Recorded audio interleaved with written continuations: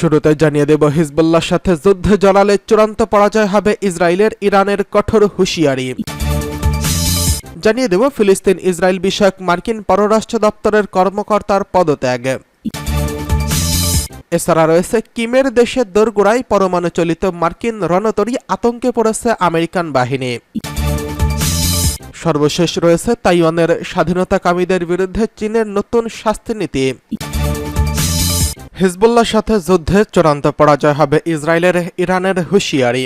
ফিলিস্তিনের গাজা উপত্যকায় টানা 9 মাস ধরে আগ্রাসন চালাচ্ছে ইসরায়েল। এর জেরে লেবানন সীমান্তেও হামলার মুখে পড়েছে ইহুদিবাদী এই দেশটি। লেবানন ইরান সমর্থিত শক্তিশালী সশস্ত্র গোষ্ঠী হিজবুল্লাহ ইসরায়েলের বিভিন্ন লক্ষ্যবস্তুতে নিয়মিত হামলা চালিয়ে আসছে। এই পরিস্থিতিতে ইসরায়েলের উত্তর সীমান্তে বাড়ছে বিস্তৃত সংঘাতের ঝুঁকি। আর এমন অবস্থায় ইরান হুঁশিয়ারি দিয়ে বলেছেন, হিজবুল্লাহর সাথে যুদ্ধে ইসরায়েলের চূড়ান্ত পরাজয় হবে। শনিবার 22 জুন এক প্রতিবেদনে এই তথ্য জানিয়েছে সংবাদ মাধ্যম আল জাজিরা। প্রতিবেদনে বলা হয়েছে, হিজবুল্লাহ নিজেকে এবং লেবাননকে রক্ষা করতে সক্ষম বলে জানিয়েছে ইরান। একই সঙ্গে ইসরায়েলকে সতর্ক করে দিয়েছে দেশটি। তারা বলেছে, লেবাননের সশস্ত্র গোষ্ঠীর সাথে সর্বাত্মক যুদ্ধে ইসরায়েলের চূড়ান্ত পরাজয় হবে। ইরানের এমন হুঁশিয়ারি এমন সময় এলো যখন লেবাননের ইসরায়েলের বড় ধরনের হামলার আশঙ্কা বাড়ছে। গত শুক্রবার সোশ্যাল মিডিয়ায় দেওয়া এক পোস্টে জাতিসংঘে নিযুক্ত ইরানের মিশন বলছে, নিজেকে বাঁচাতে দখলদার ইসরায়েল যে কোনো দুর্বিসন্ধিমূলক সিদ্ধান্ত এই অঞ্চলকে আরও একটি নতুন যুদ্ধে নিমজ্জিত করতে পারে, যার পরিণতিতে লেবাননের অবকাঠামো এবং সেই সাথে 1948 সালের অধিকৃত অঞ্চলগুলো ধ্বংস হতে পারে। বিবৃতিতে বলা হয়েছে, সম্ভাব্য এই যুদ্ধে নিঃসন্দেহে একটি পক্ষের চূড়ান্ত পরাজয় হবে এবং সেটি হবে ইহুদিবাদী ইসরায়েলের। হিজবুল্লাহ নিজেকে এবং লেবাননকে রক্ষা করার মতো ক্ষমতা রয়েছে। সম্ভবত এই অবৈধ সরকারের পতনের সময় এগিয়ে এসেছে। অবশ্য ইসরায়েল গত শুক্রবার ইরান সমর্থিত হিজবুল্লাহকে হুমকি দিয়েছেন এবং লেবাননে ইরান সমর্থিত শক্তিশালী সশস্ত্র গোষ্ঠী হিজবুল্লাহর মোকাবিলা করার বিষয়ে ইসরায়েলি পররাষ্ট্রমন্ত্রী ইসরায়েল কাটুস বলেছেন, শিগগিরই আমরা প্রয়োজনীয় সিদ্ধান্ত নেব। তিনি বলেন, মুক্ত বিশ্বকে অবশ্যই ইরান এবং চরমপন্থী ইসরায়েলের নেতৃত্বে মন্দ অক্ষের বিরুদ্ধে যুদ্ধে ইসরায়েলের সাথে নিঃশর্তভাবে ঘুরে দাঁড়াতে হবে। আমাদেরও যুদ্ধ, আপনারও যুদ্ধ। অন্যদিকে হিজবুল্লাহর প্রধান হাসান নাসরুল্লাহ বলেছেন, যদি ইসরায়েলি সামরিক বাহিনী লেবানন জুড়ে যুদ্ধে জড়ায় তবে তার দল ইসরায়েলের পুরো ভূখণ্ড জুড়ে লক্ষ্যবস্তুতে আঘাত করার জন্য তার রকেট এবং ড্রোন ব্যবহার করবে।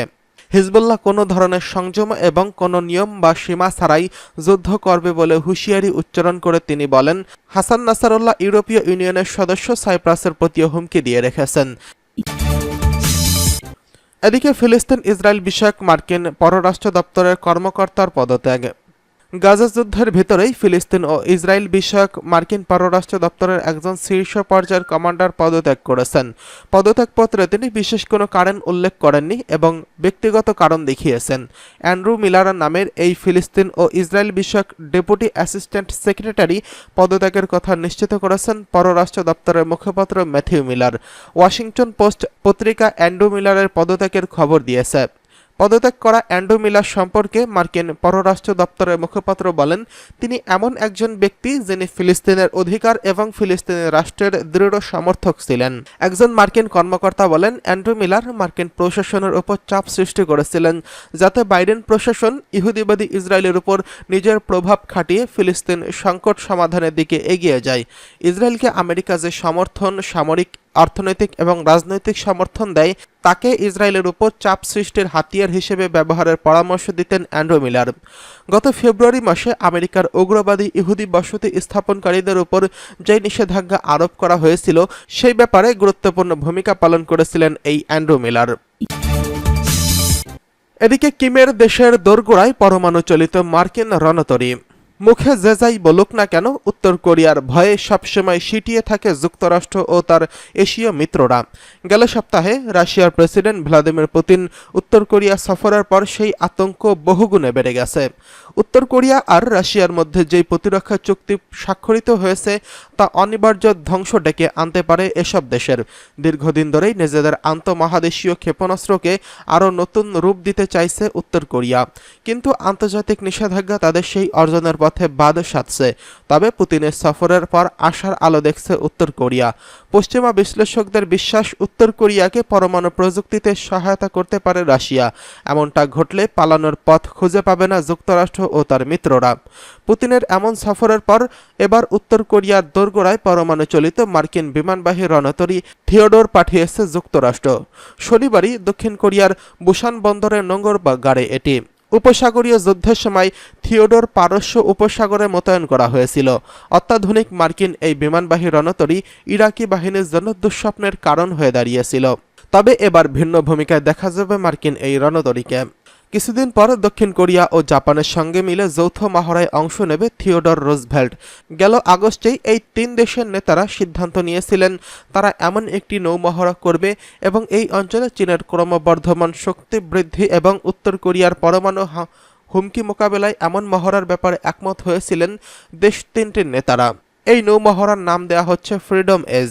তিন দেশের নৌবাহিনী এবং সামুদ্রিক বাহিনী অ্যান্টি সাবমেরিন ওয়ারফেয়ার এবং এয়ার ডিফেন্স মহড়া চালাবে। এই তথ্য জানিয়েছে ক্যারিয়ার স্ট্রাইক গ্রুপ 9-এর কমান্ডার মার্কিন রিয়ার অ্যাডমিরাল ক্রিস্টোফার আলেকজান্ডার। এই মহড়ায় থিওডর রুজভেল্ট কমান্ডারশিপ হিসেবে দায়িত্ব পালন করবে বলেও জানান তিনি। গেল বছরও এই তিন দেশ যৌথ মহড়া চালিয়েছিল। উত্তর কোরিয়ার হুমকির মুখে সেবারও মিসাইল ডিফেন্স এবং অ্যান্টি সাবমেরিন মহড়া চালিয়েছে যুক্তরাষ্ট্র, জাপান ও দক্ষিণ কোরিয়া। প্রায় 24 বছর পর উত্তর কোরিয়া সফরে গিয়ে দেশটির নেতা কিম জং উনের সঙ্গে প্রতিরক্ষা চুক্তি ছাড়াও পারস্পরিক প্রতিরক্ষার প্রতিশ্রুতি দিয়েছেন রুশ প্রেসিডেন্ট ভ্লাদিমির পুতিন। কয়েক দশকের মধ্যে এশিয়ার সবচেয়ে গুরুত্বপূর্ণ পদক্ষেপের পর বিচলিত হয়ে ওঠে যুক্তরাষ্ট্র ও মিত্ররা। কিমের সঙ্গে পুতিনের সাম্প্রতিক মহরম নিয়ে এমনিতেই আতঙ্ক তৈরি হয়েছিল, কিন্তু পারস্পরিক প্রতিরক্ষা প্রতিশ্রুতি এবং প্রতিরক্ষা চুক্তি সব সীমা অতিক্রম করে গেছে। তাই উত্তর কোরিয়াকে চাপে রাখতে নিজের সর্বোচ্চ শক্তি প্রদর্শন করতে চাইছে যুক্তরাষ্ট্র, জাপান ও দক্ষিণ কোরিয়া। এদিকে তাইওয়ানের স্বাধীনতাকামীদের বিরুদ্ধে চীনের নতুন শাস্তি নীতি। চীন তাইওয়ানের স্বাধীনতার কট্টর সমর্থকদের শাস্তি হিসেবে মৃত্যুদণ্ড দেওয়ার বিষয়টি বিচারিক নির্দেশনায় যুক্ত করেছে। ফৌজদারি অপরাধের গুরুতর মামলায় এই শাস্তি প্রযোজ্য হবে। শুক্রবার চীনের রাষ্ট্রীয় সংবাদ সংস্থা সিনহুয়া এই তথ্য জানিয়েছেন। বেইজিং গণতান্ত্রিক তাইওয়ানকে নিজের ভূখণ্ডের অংশ মনে করেন এবং প্রয়োজনে শক্তি প্রয়োগের কথাও বলে আসছে। সম্প্রতি তাইওয়ানের উপর চাপ বাড়িয়েছে বেইজিং, সামরিক মহড়াও করেছে চীন। গত মাসে তাইওয়ানের নতুন প্রেসিডেন্ট হিসেবে লাই চিং-তে দায়িত্ব নেওয়ার পর সর্বশেষ সামরিক মহড়া করে বেইজিং। সিনহুয়া জানিয়েছে, বেইজিংয়ের নির্দেশিকায় তাইওয়ানের স্বাধীনতার কঠোর সমর্থকদের শাস্তির কথা উল্লেখ করা হয়েছে। এতে বলা হয়েছে, স্বাধীনতার চেতনায় মূল ভূমিকায় নেওয়া রাষ্ট্র ও জনগণের মারাত্মক ক্ষতি করার জন্য এই শাস্তি দেওয়া হবে। যারা স্বাধীনতার পক্ষে ওকালতি করবেন তাদের 10 বছর থেকে শুরু করে যাবজ্জীবন কারাদণ্ড হতে পারে। এই নির্দেশনার পর তাইওয়ান দ্রুত প্রতিক্রিয়া জানিয়েছে। তাদের দাবি, তাইওয়ানের পর কোনো বেআইনি এখতিয়ার রাখে না বেইজিং। এছাড়া বেইজিংয়ের নিয়ম মানা তাইওয়ানের জনগণের জন্য বাধ্যতামূলক নয়। তাইওয়ানের মেইনল্যান্ড অ্যাফেয়ার্স কাউন্সিলের এক বিবৃতিতে বলেছে, বেইজিংয়ের পদক্ষেপ তাইওয়ান প্রণালী জুড়ে সংঘাত বাড়াতে উস্কানি হিসেবে কাজ করবে এবং এটি বেইজিং ও তাইওয়ানের সম্পর্কের ইতিবাচক উন্নয়নের জন্য সহায়ক নয়।